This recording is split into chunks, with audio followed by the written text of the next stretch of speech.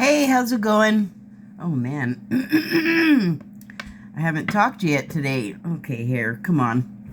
So, I just I did a reading last night, and there was a card I pulled called Watchers, and I should have I should have taken it out to show to you. Well, maybe I'll do that. But the reason why I was sort of stuck on thinking about it was because when I got to the guidebook, it has little subtitles, I've been calling them, but as you can see, it names the card, and then here it is, and then it'll have these subtitles, and so one of them is Transpersonal. And I don't pull this card very often, so I don't think about the word very often, but every time it comes up, I don't remember what it means. I can guess a lot from the name: transform, personal, people. So something about changing of people. Here is what the definition from the Oxford Dictionary says. Transpersonal of, denoting or dealing with states or areas of consciousness beyond the limits of personal understanding. So that, to me, pretty plainly is talking about walking in somebody else's shoes. But now that I think about it, I looked up something about the word watchers itself, because I know it has meaning on a number of levels, and I went with the spiritual meaning because that's what it felt like I should do. Anyway, well, anyway, I look it up, and I'm thinking,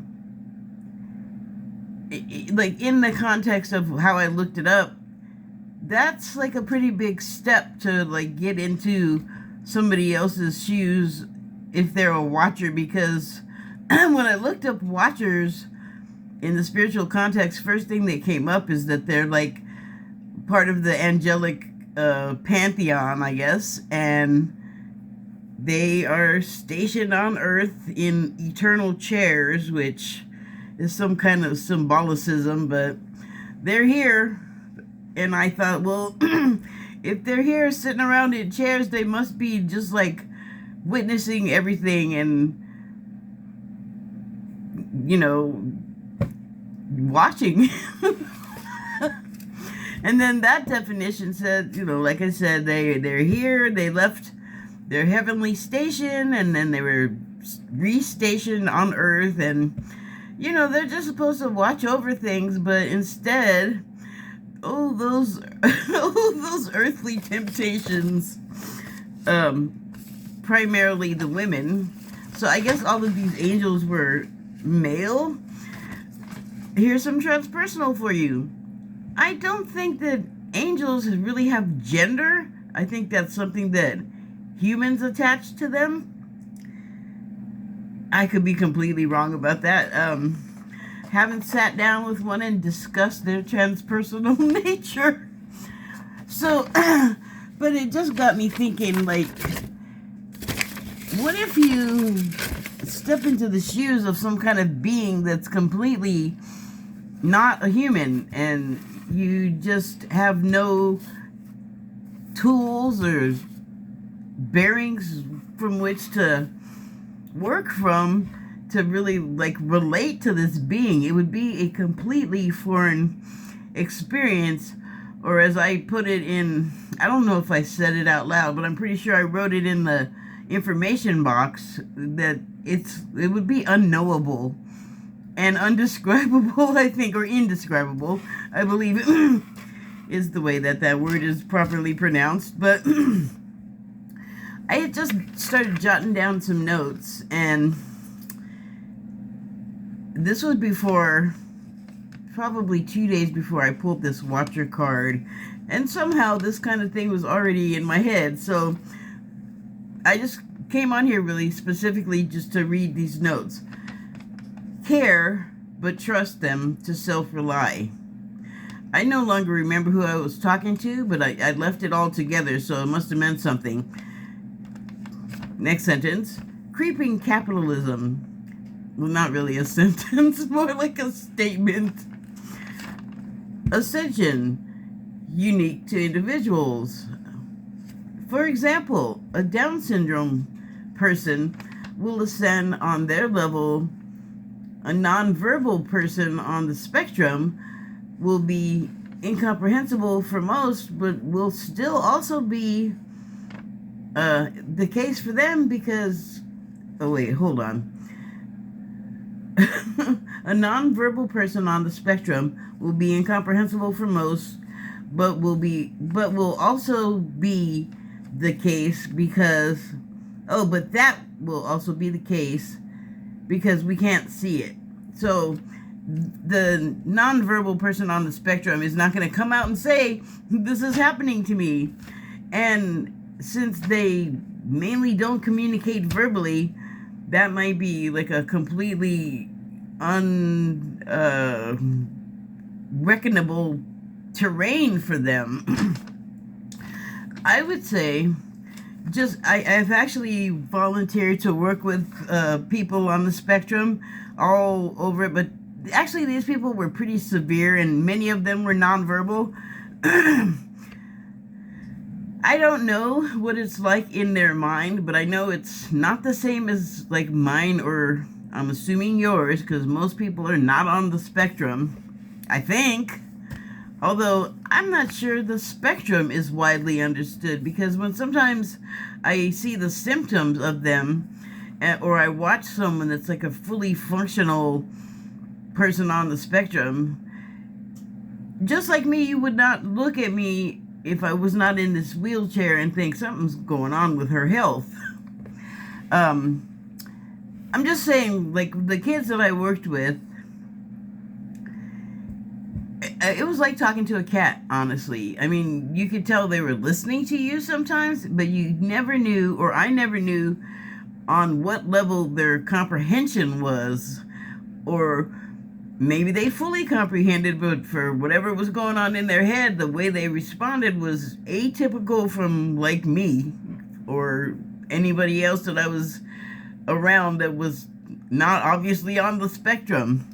I'm just saying it would be a different world in there. So even if we did see it, it wouldn't be as meaningful to us, I imagine. By choosing the two less typical personalities to illustrate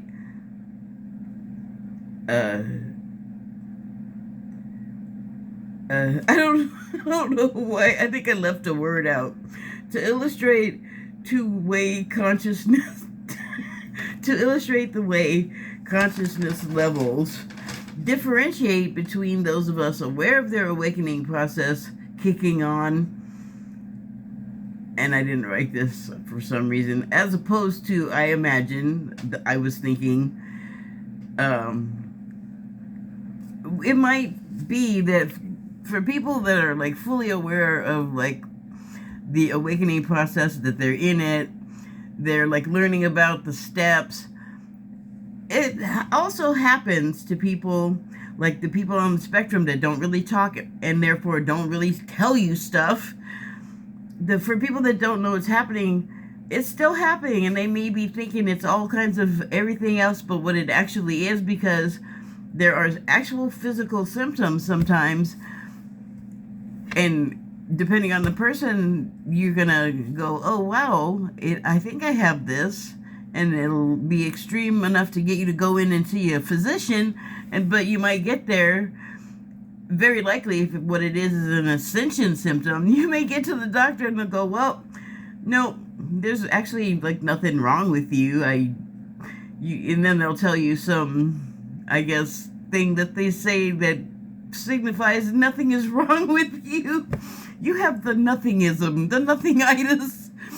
And then you go home. And I'm laughing now because if you watch those ghost shows, when you're in the home and it's like bad and the energies are negative and they're just messing with you and tormenting you basically by making you sick, because they can literally reach inside your body and manipulate your organs and do things with them. So, and they can cause you to become ill.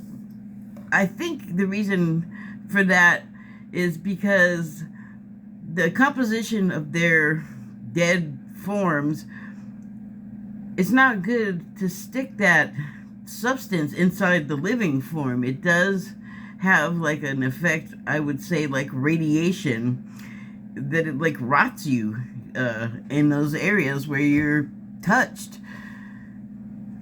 But a lot of times, if it hasn't gone on for like a point where it's beyond fixing, kind of like they have literally like made you sick and it's discernible by a physician, but before that happens, like if you haven't sat around in that energy and not done anything about it, which I will come back to, the doing something about it, a lot of times people will be in the house and have all these horrible symptoms, go to the doctor, and once they leave the house, though, the symptoms end, and that's why they get to the doctor, and they're still feeling like the repercussions of it because you had the things happening to you, but it's over.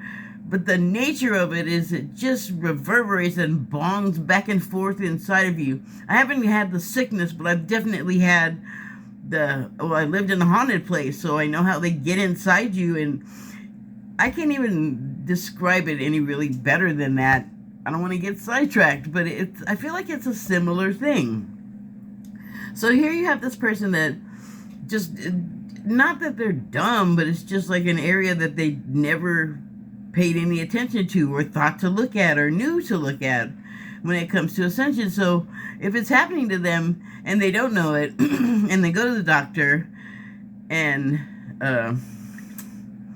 there are no symptoms for the doctor to say anything about, really, you're sort of left with this confusion, or you just like, what is happening? And I feel like that's a person that's inside like their own ascending mind, but it's become so foreign that they don't recognize it and they don't know what to do with it. And I had no idea the transpersonal was going to turn upon itself. But for the person that's changing and doesn't know why, I'm talking about me as an observer upon this person going through a process. But for the person, their mind is now moving into a completely foreign place. Especially the uninformed person that I was referencing. But with the watchers, I was just like, okay, they're not human. Their minds are going to be different. I likened it to having the mind of a snake for a moment, but a snake is an earthly creature, like it was made here, it came from here, so it's gonna have, I feel like, a signature of earth. Angels are, there's like, we can say all kinds of words, but I don't think they encompass what they are and what they do. And for God's sake, I don't think I can describe the mind of one. I don't know that I've encountered the mind of one. I think I've encountered angels twice in my life because I just had someone show up at it wasn't dangerous, but it was a particularly distressing time in general, and then something happened within the distress that was more distressing. And then 2 times, and it was in the same place, in the same situation, that a stranger came along and just like rescued me, and then was just gone so fast that I did get to thank them, but the magnitude of what they did both times, I was like, I have to say more thank yous. And they could have been gone pretty quickly, but after the second time, I was like, I'm not letting this person get away. So before what the transaction that was happening was finished. I'm like looking for this person. There's no way they could have like disappeared as quickly as they did unless they dematerialized or suddenly flew up into the sky. But that person was gone, gone, gone, and they did like a magnificent thing for me. Both people, both times, and they were so miraculous feeling that I thought it was like, my God, like an angel came in and did this. So, I mean, not to get too sidetracked anymore, but there are earth angels, which are people like you and I that get the calling to just reach out and start helping somebody. You're right there. You can help. You can do it. You are physically able. So why not? You know?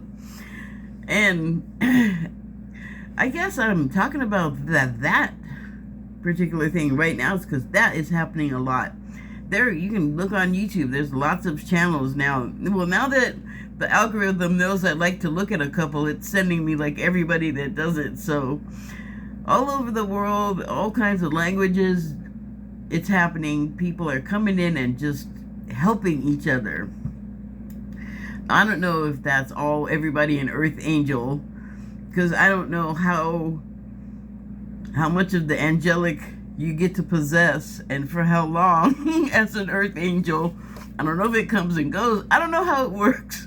I just know that some people make it their business to just help other people. Like, that's what they do. And then probably because that's what they're doing, it sustains them in their life. So that's a beautiful thing, I think. And I guess it's kind of transpersonal. Like, they don't really need to know much more than that the person needs help. And sometimes they pick people that are not homeless, and they're just like, because it seems like everybody needs some help of some sort. And, you know, people with cars and homes still struggle, you know, and somehow, like, it's that Earth Angel thing. Somehow I saw one guy who, like, walk up to people, this woman and her kid in a parking lot. They were going to their car. They were coming out of a business. They didn't appear to be like, oh, they need help, I gotta give them some money. Like, they seem to be okay. And that's how many of us present. But this guy decided to start talking to these people and surprise them. And they were in, what state is the Atlanta Hawks? I think that was the football team. Or the Eagles? I think that's Pennsylvania somewhere, Philadelphia.